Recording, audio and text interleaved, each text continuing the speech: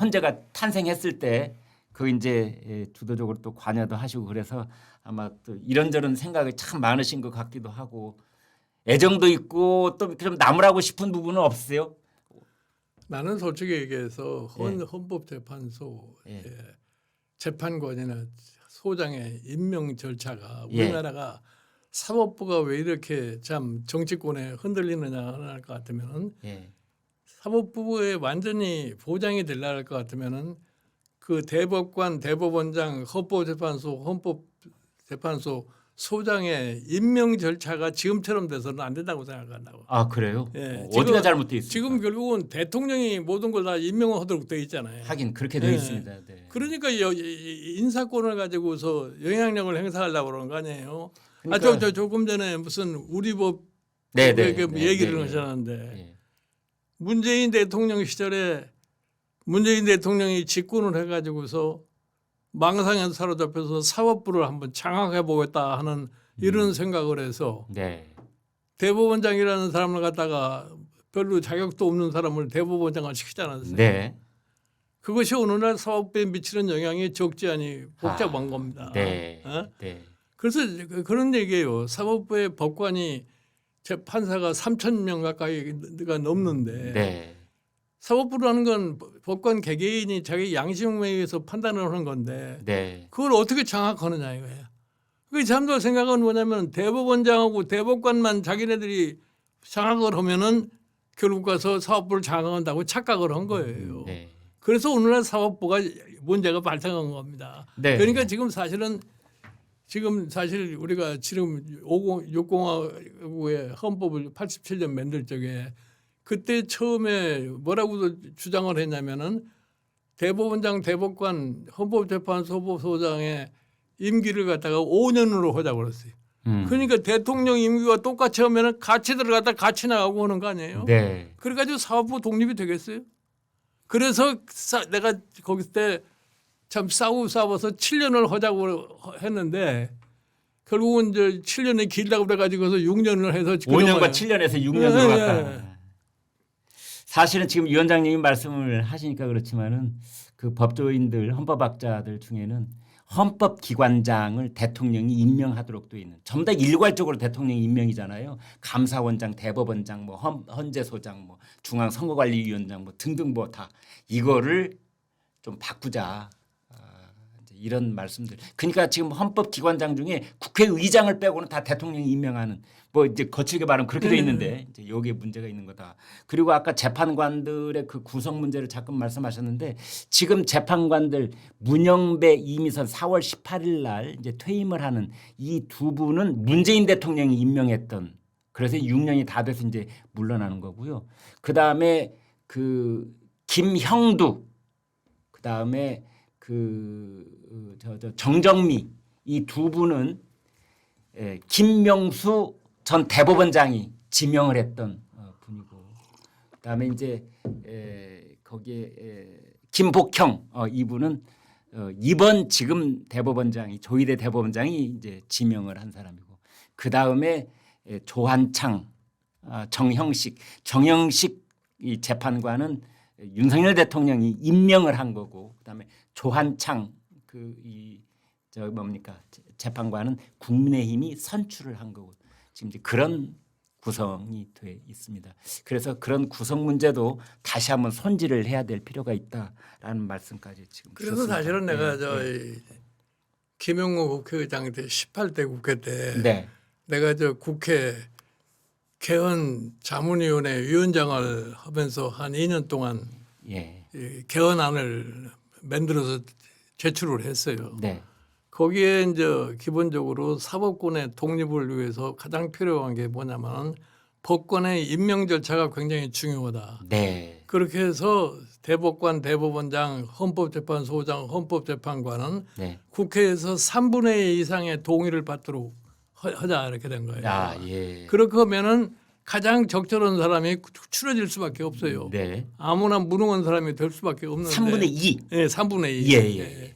그런데 이제 그런 것이 이제 앞으로 개헌을 하게 되면은 논의가 될 거라고 나는 생각을 지금 해요. 우리 국회 분위기로 봐서 3분의 2 그러면 200명이 찬성을 해야 되는데 그렇죠. 그 임명이 되겠습니까? 그러니까 전 임명 안 될 것 같은데요. 아니 그러니까 가장 유능한 사람을 뽑아낼 수밖에 없죠. 그러니까 지금은 근데 우리 국회 분위기는 네, 나는 유능하다 무능하다를 네. 따지지 않고 오로지 정파적으로 나눠져 있잖아요. 아니 그러니까 정파적으로 싸워도 법관이라는 건 제한된 사람들 아니에요. 네. 그 중에서 추릴 수밖에 없는데 이게 그러면 그래도 지금 보면 제도가 낮게 운영이 될 수밖에 없을 거예요. 5월에 대통령 선거 치러집니까? 5월달에 네. 그건 뭐 헌재가 어떻게 판결을 내느냐에 달려 있겠죠. 네. 위원장님 보시기에 어떻습니까? 5월달 대통령 선거 있습니까? 내가 보기에 뭐 지금 단정적으로 헌재가 이 탄핵을 인용을 하느냐 기각을 하느냐 그건 미리서 예단할 수가 없는 상황이고 네. 헌재 진행 상황을 갖다 더 지켜볼 수밖에 없다고 저는 생각을 해요. 네. 그래도 심판정에서 헌법 재판관들이 뭐 이래저래 증인들 신문하는 장면을 이렇게 보시면은 마음속으로 이렇게 뭐 짚히는 바가 좀 있으시잖아요. 나는 솔직히 얘기해서 그 헌법재판소에서 저 재판하는 과정을 보지를 않아요. 일부러. 네, 그건 예. 사실은 헌법재판소의 진행 과정을 갖다가 볼 필요가 없어요. 왜요? 왜냐하면 헌법재판소라는 거는 헌법을 지키는 아주 최후의 보루인데 네. 헌법재판소 나름대로 상황에 대한 판단을 갖다 할 거라고 생각하기 때문에 네. 그거에 대해서 외부에서 이렇고 저렇고 뭐 영향력을 행사한다는 것 자체가 나는 잘못된 거라고 생각을 해요. 네. 그러니까 외부에서는 영향력 행사를 안 하지만 그분들은 영향을 받을 가능성이 있지 않습니까? 아니 그분들이 영향을 받는다는 것도 나는 문제라고 생각해요. 헌법재판관이라는 거는 자기 양심과 헌법에 입각을 해서 판결을 갖다 하면 되는 것이지 네. 외부의 어떤 영향력에 영향을 받으면은 나는 헌법재판관으로서 자격이 없다고 생각을 해요. 큰일 났네요. 오늘 저 위원장님한테 교과서에 쓰여 있는 문장을 들으려고 지금 모신 건 아닌데 교과서에는 그렇게 써 있겠지만 네. 그러나 위원장님이 지금까지 쭉 나는 겪으신 정치사로 볼 때는 네. 꼭 그런 것만은 아니었잖아요. 솔직히 얘기해서 제가 지금 87년 헌법을 만들 적에 예. 내가 헌법 그 개정위원으로 참여를 해가지고 그러셨어요. 지금 헌법재판소를 설치하자는 것을 내가 가장 앞장서서 주장했던 사람이에요. 네, 그 네. 삼파역을 네. 하신 분이 그러니까 올라오셨군요. 네. 왜 그랬냐면은 민주화를 하게 될 것 같으면은 국회에서 입법 과정에 여러 가지 문제가 많아요. 네. 그런데 그 입법 과정에서 서로 다툼이 많을 거라고 생각을 하기 때문에 네. 결과적으로 잘못된 입법이라고 하는 것을 제대로 심판할 수 없는 기관이 필요하다 해가지고서 사실 헌법재판소를 갖다 만들자고 했던 겁니다. 네. 그런데 이제 그 헌법재판소라는 거는 그래서 헌법재판소의 구성을 보면은 구인 체제에서 대통령이 세 사람 임명을 하고 네. 세 사람은 법원에서 나오고 예. 세 사람은 국회에서 하게 돼 있잖아요. 그렇습니다. 그러니까 헌법재판소 구성 자체가 일단은 정치적인 요소가 가미될 수밖에 없는 거예요. 그렇다면 차라리 위원장님 그 당시에 87년 임시에 헌법재판소 말고 우리나라 의회를 양원제도로 만들 수도 있었잖아요. 뭐 양원제가 설치된다 할지라도 헌법재판소는 필요했던 거예요. 네. 예, 네. 네. 자 그러면은 저희가 이제 또 옆으로 이렇게 좀 갔는데 다시 저희 첫 질문으로 와서 네. 5월달에 대통령 선거 있습니까? 그건 모르겠어요. 내가 보기에 헌법재판소가 인용을 하게 되면 저희 있는 5월달 거고. 대통령 선거를 할 수밖에 없을 거고 예. 인용을 안 하면은 뭐 내가 보기에 선거가 꼭 있다고 보장을 할 수가 없는 거죠. 위원장님 보시기에 정말 헌법재판소의 인용 기각 이 가능성이 5대 5여서 지금 말씀을 아끼시는 겁니까? 아니면 마음속에는 있지만 그러나 미리 말하는 것이 옳지 않기 때문에 안 나는 말씀하시는 겁니까? 헌법재판소 판결이 나기 전에 예. 미리 얘기한다는 건 나는 잘못된 거라고 생각하기 때문에 얘기를 안 하는 겁니다. 사석에서도 안 하십니까? 사석에서도 안 해요. 네. 네. 자 그런데 이제 제가 진짜 여쭙고 싶은 그 다음 질문인데요. 지금 많은 그 사람들이 하는 얘기가 지금 말씀하신 것처럼 헌법재판소에서 어떤 결론이 나오든 기각이든 인용이든 국가적인 대충돌의 위기가 다가올 수 있다. 어느 한쪽이 다른 쪽한테 승복하지 않을 것이기 때문에 내가 보기에는 그런 우려를 하는 사람들이 많고 네. 의도적으로 그런 얘기를 하는 사람들이 있는 줄 알고 있어요. 예. 그러나 제가 보기에는 헌법재판소의 판결이 나면은 네. 내가 보기에 그것으로서 아마 끝날 거라고 봐요. 진짜 내전이 시작될 수도 있다는 분들이 나는 많은데요. 대한민국 국민이 그렇게 비합리적이지 않습니다. 네. 참 우리나라 국민이 어떻게 보면은 굉장히 성숙돼 있고 참 역동적인 국민인데 네. 국민들 전체가 그것을 갖다가 용납을 안 해요. 뭐 네. 일부 세력들이 뭐 지금 광장에 나와서 이렇고 저렇고 얘기를 하니까 그런 가능성이 있는 것처럼 보이지만 네. 저는 그거 불가능하다고 생각합니다. 그렇지만 지난 2달 동안 위원장님 윤석열 대통령 체포 과정에서 봤던 그 초긴장 상태, 한남동에 있는 대통령 공관 근처에서 있었던 일들, 여의도에서 벌어진 일들, 그 다음에 저기 서울 서부지법에서 벌어진 일들, 지금 헌법재판소 부분의 분위기. 네. 대통령 체포 과정에서는 소위 대통령실에서 의도적으로 그와 같은 상황을 만들었기 때문에 예를 들어서 초기에 대통령에 대한 소위 수사를 한다고 그럴 적에 대통령이 자진해서 가서 수사를 임했으면은 그와 같은 상황이 벌어지지 않았을 거예요. 네. 그런데 그거를 거부하다 보니까 체포영장이 발부되고 체포를 하려는 과정 속에 그런 혼란이 야기됐던 거라고 나는 생각을 해요. 네.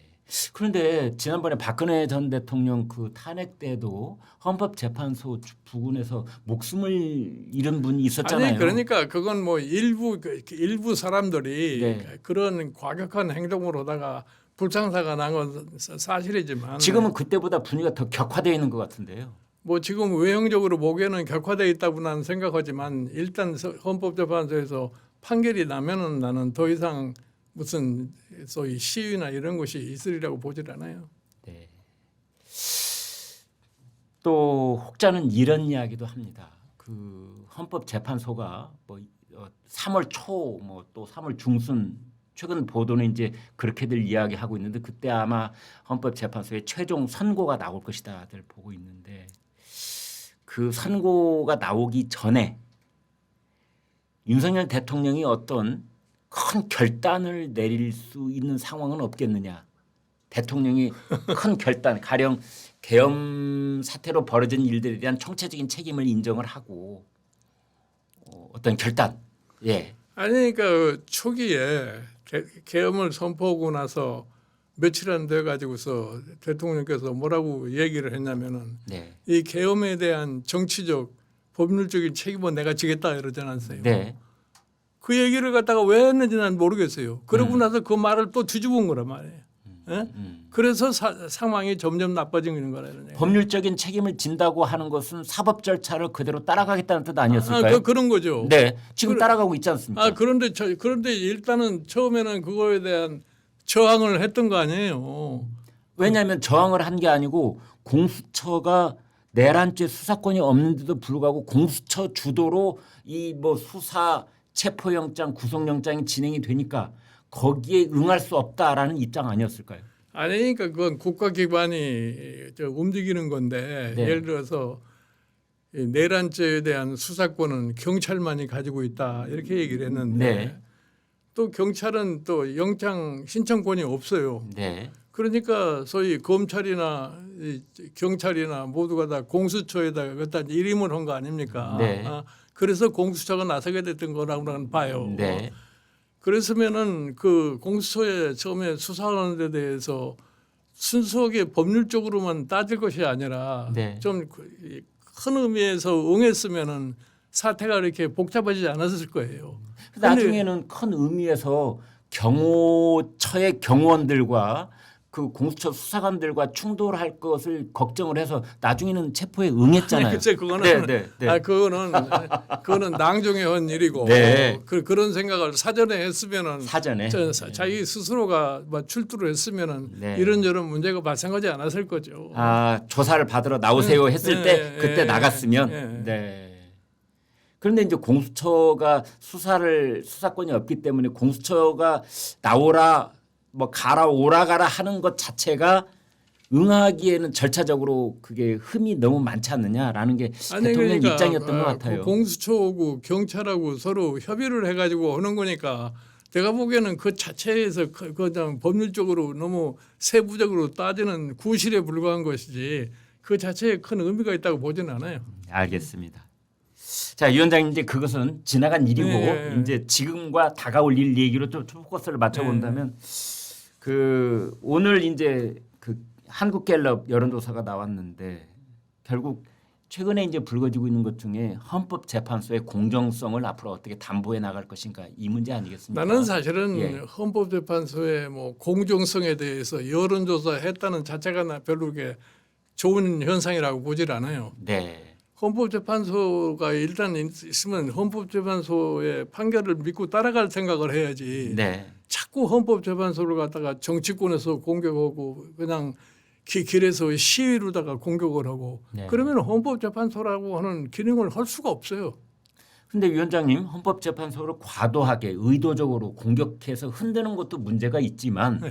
그러나 그런 것을 사전에 그런 요인이 발생하지 않도록 헌법재판소 재판관들이 청구인이 됐든 피청구인이 됐든 양쪽에 좀 공정하게 하는 그러한 생각을 국민이 갖도록 해야 되는 거 아닌지요? 아니 그런 거는 나는 내가 보기에는 헌법재판소 자체는 모든 거를 공정하게 하려고 할 거예요. 예. 그런데 일방적으로 보기에 야, 저 사람들이 우리한테는 불공정하게 하는 거 아니냐 하는 이런 선입감을 가지고서 얘기하는 것이지. 그러니까 진영별로 자기들 아니, 아전인수격으로 해석을 한다. 당연히 그러는 거죠. 예. 그러니까 사실 우리나라의 과거에도 보면은 헌법재판소의 판결에 대해서 불만을 가진 정치 세력들은 뭐 헌법재판관이 이래서 이렇게 됐느니 헌법재판소를 뭐 없애야 된다느니 이런 얘기는 나 흔히 들었어요. 네. 예를 들어서 노무현 정부 때 헌법재판소에서 수도 이전에 대해서 유언 판결을 내렸을 적에 네. 그때 당시에 열린우리당 국회의원들이라는 사람들은 뭐냐면 헌법재판소 저거 없애버려야 된다네요. 어떻게 다수의 국회의원들이 찬성한 걸 갖다가 어떻게 헌법재판소가 이렇게 뒤집을 수 있느냐 이런 네. 얘기를 해요. 네. 그런 얘기는 항상 있을 수밖에 없는 거예요. 그래서 제가 사실은 우리가 이 헌법재판소를 갖다가 도입으로 헌법에다 헌거된 것이 뭐냐면 사실 독일의 헌법재판소를 갖다가 우리가 많이 참작을 했는데 네. 독일의 헌법재판소라고 하는 것도 2차 대전 이후에 처음으로 생겨난 거예요. 네. 그래서 독일의 헌법재판소라고 하는 재판관과 소위 그 재판장이라는 것은 국회 3분의 2의 동의를 얻지 않으면 임명이 될 수 없게 돼 있어요. 네. 그렇기 때문에 사실 헌법재판소에 들어가는 사람들이라는 것은 독일에서 헌법에 관해서 가장 권위적인 사람만이 들어갈 수 있다고 생각하는데 네. 거기에도 뭐 각 정당이 자기들에서 추천 그런 것이 있어가지고서 좀 정치적인 색채가 없는 게 전혀 아니에요. 그러나 일단 그 속에 들어갈 것 같으면 다 헌법재판소의 분위기에 녹아가지고서 네. 자기가 어디에 속했다는 것에 대해서 별로 관심이 없이 판결이 나는 겁니다. 그 위원장님은 헌법 재판관들의 독립성과 양심을 너무 믿으시는 거 아닙니까? 아니 그럼 믿을 수밖에 없네요. 그걸 믿지 않으면 헌법재판소라는 것이 존재할 수가 없어요. 제가 가령 한 가지 예를 들어보겠습니다. 이제 우리나라 판사들이 한 3,000명 된다고 가령 제가 예를 들어봤을 때 그중에서 우리 법 출신들이 한 5% 정도라고 늘 그래요. 네. 인권법 출신까지 합하면 뭐 10%쯤이다고 하는데 그래 봤자 10분의 1이 채 안 되는 숫자인데 우리 헌법재판소의 구성을 보면은 절반 가까이가 우리 법 출신이에요. 아니 그러니까 우리 법 출신이라고 하더라도 그동안에 헌법재판소에서 있던 여러 가지 판결의 결과를 볼 것 같으면은 그 사람들이라고 특별히 다른 판결을 한 건 아니잖아요. 아니 그런데 제가 위원장님 말씀 100번 지당하다고 생각을 하면서도 지난번에 이진숙 방통위원장의 그 탄핵소추안에 대한 결과를 이렇게 내놓을 때 보니까 우리가 그 이전에 미디어에서 얘기했던 좌편향이나 우편향이냐 그대로 4대4로 갈라지잖아요. 글쎄요. 그걸 보고서 국민들이 어떤 생각하긴 하겠습니까? 저분들이 양심적이다, 그러니까 뭐 독립적이다 생각하겠습니까? 헌법재판소를 그렇게 불신의 눈으로 볼 것 같으면은 아무것도 해결할 수가 없습니다. 그러면은 저 위원장님 보시기에 이진숙 그 방통위원장 때 4대4로 갈라진 건 어떻게 해석을 하십니까? 아니 그거야 뭐 법률 해석의 견해 차이가 있기 때문에 그랬을 수도 있는 거예요. 그러나 그렇다고 해서 그것이 모든 판결에 똑같이 적용된다고는 얘기를 할 수가 없는 거예요. 물론 모든 판결이 그런 건 아니죠. 네. 그렇다고 그래서 이제 아무튼 이제 여론조사는 그 위원장님은 이런 여론조사 자체가 그렇게 적절한 조사는 아니다. 이제 나는 그렇게 봐요. 생각고. 근데 또 이제 국민들은 궁금해하니까 여론조사가 또 이제 물어보고 대답이 나오고 아무튼 헌법재판소를 신뢰하지 않는다는 답변이 한 달 사이에 9% 포인트가 증가를 해서 현재 내가 보기에 예. 뭐 예를 들어서 다른 나라의 헌법재판소의 판결에 대해서 뭐 여론조사 기관이 이렇고 저렇고 그런 걸 조사한다는 예를 들어본 적이 없어요. 네. 헌법재판소에서 윤석열, 그다음에 공직선거법 서울고등법원에서의 피고인 이재명, 피청구인 윤석열, 피고인 이재명. 예, 이게 이제 어찌 됐건 3월 달에 이제 나올 것이다 이렇게 보고 있지 않습니까? 자, 그 경우에 둘이서 뭐 시간 싸움을 벌인다는 얘기도 있었고 뭐 그 몇 주 동안 반복되는 얘기니까 더 할 필요는 없겠고. 위원장님 그 월드컵 중에요. 월드컵에서 조별 경기의 마지막 경기는 동시에 치르도록 돼 있어요. 왜냐하면 서로 눈치 보고 뭐 고의적으로 이기거나 패배하고 막으려고. 그러면 저희 제작진하고 방송 전에 그런 얘기를 했습니다. 야, 서울 고등법원하고 헌재하고 같은 날 내놓는 거 아니냐? 아니 그러니까 예. 저는 늘 어디서 가서나 그런 얘기를 합니다만은 이 헌재 판결과 서울고등법원의 판결은 네. 법원에 맡겨놓고 예. 딴 사람들은 거기에 대해서 더 이상 왈가왈부 안 하는 것이 현명하다고 생각해요. 아니 관심이 가는 걸 어떻게 왈가왈부를 안 해요? 아니 관심을 가져야 아무 의미가 없어요. 오로지 그것만 궁금한데요. 그러니까 네. 그건 궁금한 건 헐도 없어지. 법원이 어떻게 판결하느냐를 미리서 우리가 알 수가 없잖아요. 어? 아니 그래도 알 수는 없는 것에 대해서 짐작을 하고 아니, 내다보고 하려고 지금 이런 방송하고 있는데 그래서 지금 그러니까. 가장 높이 나르시는 갈매기님한테 제가 여쭤보는 거 아닙니까? 내가 항상 얘기를 해요. 이재명에 대해서 앞으로 어떻게 생각하면 이재명의 운명은 법원에 달려 있다 이거예요. 네. 어? 그렇죠. 지금 사실은 윤석열 대통령의 운명도 헌법재판소에 달려 있는 그래서 거예요. 양쪽 사법기관에 달려 있습니다. 양쪽에 그러니까 사법부가 판단하는 데서는 네. 제발 딴 사람들이 이러고 저러고 얘기를 안 하는 것이 가장 현명한 태도라고 봐요. 아, 좋겠네 이거. 아니 근데 현명한 태도인 건 맞겠는데 어떻게 전 국민이 그 현명한 태도를 선택할 수 있습니까? 네.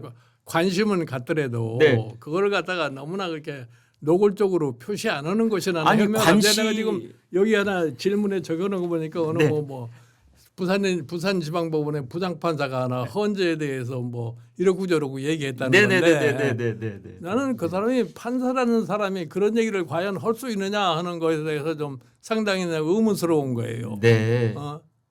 그뭔 내용이에요? 여기 있었구나.